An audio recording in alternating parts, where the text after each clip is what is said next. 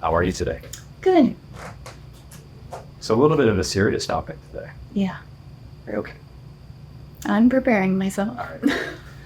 So if you've known us over the years, Tina and I have often been looking for good charity. You know, somebody to partner with that we could support through our business with every closing, donating some money. Yeah. And we've had some things in the past. We did the Apple a Day, the people that are giving computers to kids and things like that. We donated money to the Peart Family Foundation up in Canada for cancer research. So recently we have a new one. Yeah, and it's pretty near and dear to our heart. Yeah. And who is it? So we have decided moving forward in honor of our little Rocky Bear that we are going to donate to the Southwest Florida German Shepherd Rescue. Right. And, just proceeds will go from every closing in honor of him. Yeah, I mean, if you guys know us, and if you don't know us, you'll learn this during this conversation. 2 years ago, 3 years ago? Yeah, so in 2022, we adopted a German Shepherd. He was 11 months old. And it was so strange. Like, I swear he was meant to be ours. Like, yeah, we were looking. I remember you were looking for dogs, but you were looking at like golden retrievers and yellow labs, and then I don't know what made me be like, I want a German Shepherd. I don't know if they started showing up in your news feed, and you were like, these dogs look cool. I don't know what it was. I don't know what it was either, but I just decided, I'm like, I want a German Shepherd, and I would look at rescues and wasn't finding anything. And I noticed that one of the local rescues, they hadn't updated their website. And so something just told me, email them. Yeah. And I emailed them asking, hey, would you happen to have any German Shepherds? A couple of hours later, I'm out running errands, and I get an email saying, oh my gosh, yeah, we just got an 11-month-old boy. Come see him. We don't have photos yet. Yeah. I immediately call you, and I'm like, hey, can you meet me over at Pet Palace? And you're like, yeah. And so we go driving, and it's so funny. Something told me, like, no, you guys should probably be in one car. Because I'm like, okay, if this goes through, like, how am I going to handle a German Shepherd in my car by myself and all this? So I'm like, we should probably go together. So we did. And we go there. And he's not in the kennel. No, he's not in the kennel. He was out back or whatever, and the guy calls his name, and they had his name as Spooky. Yeah, well, I mean, they just give him names. But his name was Spooky, and they called him, and he comes through. No, he didn't come into the kennel. They said, we'll go get him. You guys go in. No, he came up, because remember, I tried to stick my fingers in to say hi to him, and he's like, ma'am, take your fingers out of the kennel. And I'm like, no way, Rocky, it's just... Yeah, so he did. He called Spooky. He came through, and it's just this big, massive German Shepherd. I remember when he came into the room where they let you meet them, and I was like, what is this guy? I know. For some reason, when I was thinking 11-month-old puppy, I was thinking like a puppy. He was 85 pounds. Yeah. Because we took him to the vet. But yeah, so we got to meet him there. They asked us if we wanted to take him on a walk, and I remember saying to you, like, this dog is really rough around the edges. He was all yeah, you're like, I noticed he's pulling, he's not really paying attention to us. But here's the thing. After we got to know him and know what kind of dog he was and his personality and all that, I know that he was looking for his owner. Yeah. He was looking for whoever had surrendered him there. Because he had only been there for 2 days. Yeah. Dropped him off on a Sunday. And I think they dropped him off on a Friday afternoon. That's right. And they're open Saturday, but Sunday, Monday, they're closed. So this was Tuesday. Yeah. So he was, and just knowing how shepherds are, like, they're very sensitive to their environment. Yeah. He was anxious, on edge. Yeah. But I wanted him. Like, I fell in love with him as soon as I saw him. I know. So we took him home, and he just became like an integral part of our family. It was walks every night, a mile down to Denver Park and back, take him to the pier on Fridays. He trained with Jillian Usher, and, got him, like, whipped him in the shade. He was such a good dog. Like, I've owned dogs before. Oh, yeah. he, like, when you would talk to him, he knew what you were saying. I know your mom would tell us that, like, he looks like he knows exactly what I'm saying. We're like, he does know. Like, he knew so many words. You could say so many things. And, that those habits that he formed. I mean, is if you were eating dinner and then you were doing dishes, he would sit over by his toy box and watch you. And as soon as you put the dishwasher closed, boom, he grabbed his ball. He was like, now we're playing ball. Yep. And then you played ball. And then at 8:30, jumped up on the couch and went to bed. Yeah. It was like clockwork. Unless you said you want some ice cream. Of course. If you want some ice cream. He learned ice cream. But so anyway, we had Rocky for a couple of years, and then we noticed in, probably like the end of January of this year, some slight changes in his behavior. Yeah, Food was the first one. Yeah, so he started acting really different with his food, eating his food very ravenously. Yeah. And it was weird because he would always just kind of free feed throughout the day. Yeah. His food, eat whatever. And he was fine. And then he was just like eating everything. And I remember it happened one day and then another day. And I just thought he was really hungry. And then by the third day, I remember you said something to me. You're like, why is he doing that? And I thought maybe, okay, a growth spurt because he's coming up on his third birthday. But that's when we also noticed that visually you could see that he was heavier. Yeah. He had always been 85 pounds, and I think it was either in November or December we had taken him to the vet, weighed 85 pounds. Well, now here we are towards the middle to the end of January, and he just looked bigger. Yeah. And we took him to the vet, and he was 100 pounds. He had put on 15 pounds in maybe 6 weeks. Yeah. And he was also lethargic. Yeah. Started to notice that he wasn't chasing the ball as much. And I thought maybe, okay, is it his weight? Like, is he feeling his weight? Yeah, when we were taking him on those walks to the park, we would get down to the end of the street. He would pull to go home. Mm-hmm. He didn't want to go all the way. Yeah, that was really concerning when he really had no interest in walks. Yeah. I was like, something's going on. But, when we started to notice the lethargy in him, each week, it became worse, and we went to 4. So we went to 4 different vets. They were all within the same office. Yeah. 2 different locations. Yeah. 4 different people. Ran all the tests. Everything looked normal. At one of the visits, they did do an ultrasound of his midsection. Yeah. And that's when they said that his spleen looks a little enlarged, but they also said that it wasn't out of the ordinary for a German Shepherd to be that way. And wasn't concerning. Right. And they're like, he's also so young. He was only 2 years old. Correct. And it's like each day, I mean, it came to a point to where he was just lifeless. I know there were some nights that I was just so scared that I would wake up and he's going to be dead. Yeah.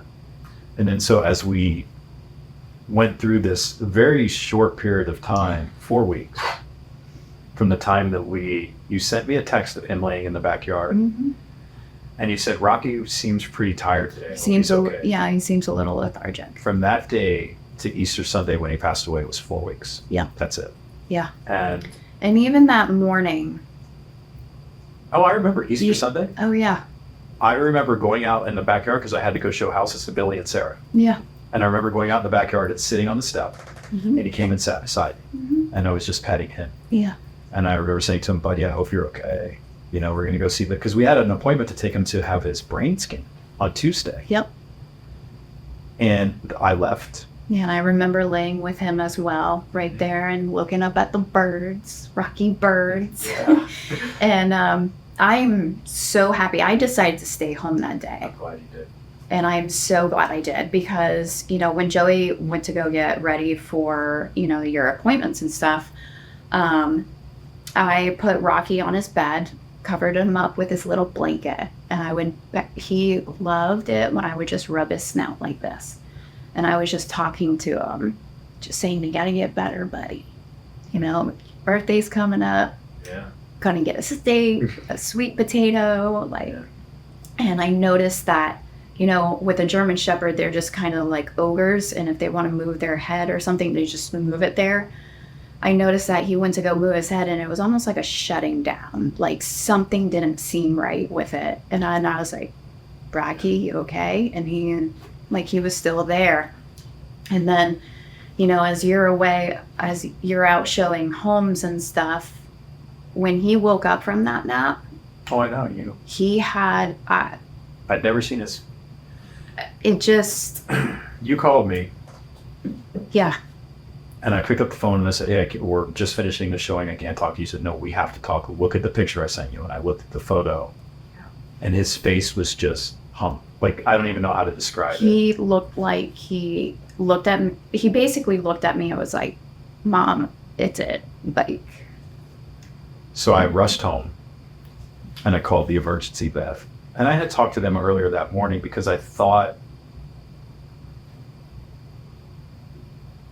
I felt like I needed to get him seen that day, and it was a Sunday, and there was nobody else, right? And I was like, we might be bringing him in later. They were like, that's fine. So anyways, I called him back. I said, look, we're definitely bringing him in. I get home. He's on his bed. I walk around the corner. I'm looking at him. I was like, buddy, what? He could get up and walk. Yeah. He walked to the car, but we had to pick him up. Let's get a minute. Yeah. And I remember he stopped like halfway. Like we had to pick him up and he was he was breathing real heavy. Yeah. And when we got into the vet's office, I remember going inside and saying, hey, we're outside with the German Shepherd. And they were like, oh, okay, yeah, great. And the girl comes out, and we've got the car doors open. And we've got one of those slings that you put over the back seat to, for dogs, right? Mm-hmm. So he's laying on that. And she comes out, she's like, oh, hey, how you guys doing? And then she looks inside the car, and she sees Rocky, and she goes, oh, shit. Yeah. And she runs inside. Yeah.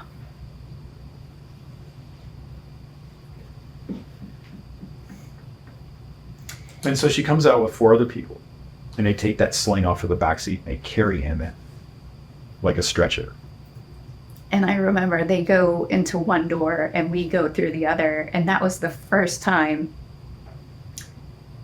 I ever let him go somewhere without me. Yeah. And, the vets, they came out and they asked us a lot of questions, and they said, look, we're running all these tests. We've got him stabilized.